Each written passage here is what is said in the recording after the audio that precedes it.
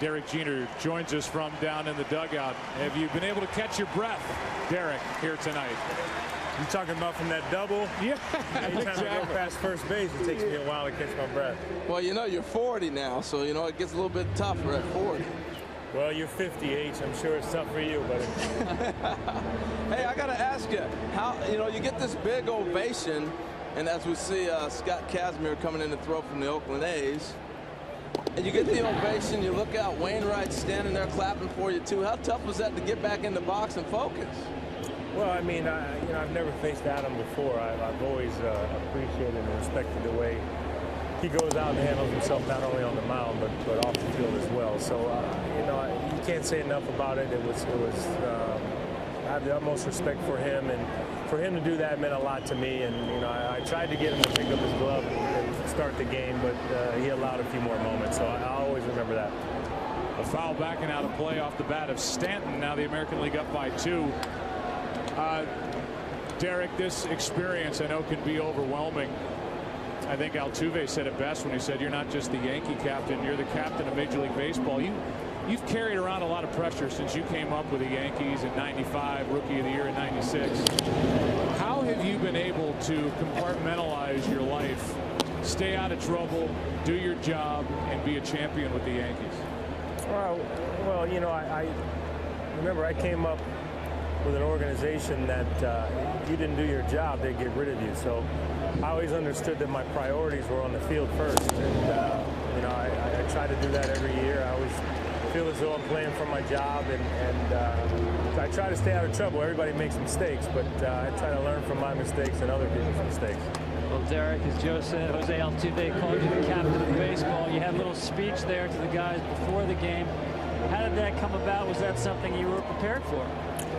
No, John had mentioned that he was going to ask us a couple questions, so you know, he called upon me and just said a couple of things. I mean, these guys here, I know how difficult this game is, and you're talking about the guys in our clubhouse and the other opposing clubhouse. I mean, these are guys that are the best in the world at playing this game, and they make it look easy, and yeah, I'm just happy to be a part of it. Hey, Derek, how fun has this been? How fun is this game? The game is fun. You know, I always look forward to getting on the field and getting an opportunity to meet and talk to some guys that I've admired from and respected from afar, and guys you don't really get the opportunity to speak much to during the course of the season. But actually getting on the field and playing the game, that's the fun part. Now, I'm looking at the on-deck circle over there, and I see D. Gordon. D was probably like 5 years old when you met him. What is that like, man? I was 5 years old when I met you, so don't ever forget that. Yeah, I mean, it's fun. You know, D, I played with his dad, like you said, and Dad was always bragging about him and his brothers as well, and it's great to see that they're coming up and having a lot of success here. But he's got a very bright future, and you know, I've enjoyed watching him play. You think you're going to miss this?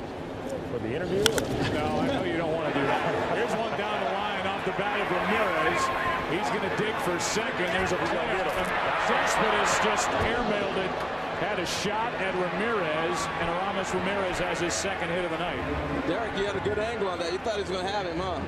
I thought he was. You know, I've seen Cespedes throw out a lot of people, so I thought we might get him. I asked that question, Derek, because the Major League Baseball life is so routine-driven, and you've done this since you were a kid, and now here you are. Everybody talks about 40. You're tired of talking about your age, but you're going to be in a different phase of your life. How much do you think you're going to miss the competition and being in a big league clubhouse? Yeah, I'll miss the competition. I'll miss being around the guys. You know, I'll miss the game itself. But yeah, I'm looking forward to doing some other things. And being able to not have a schedule is the thing that I'm looking forward to the most.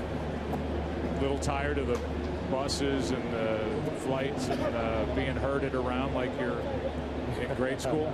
I've been doing it for a while. I mean, this is 20 years ago I came up. So, here's one up the middle. Altuve makes a play.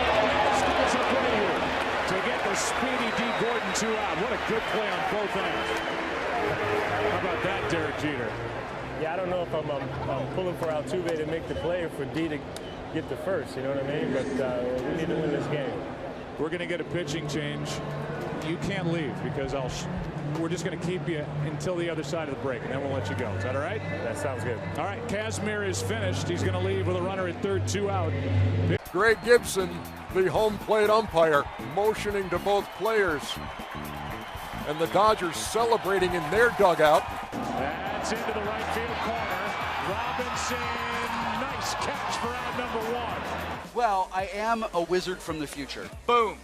I'm a real doctor. If you had your walk-up music created, who would compose it and or sing it, and what kind of music would it be? You know what? That's a good question.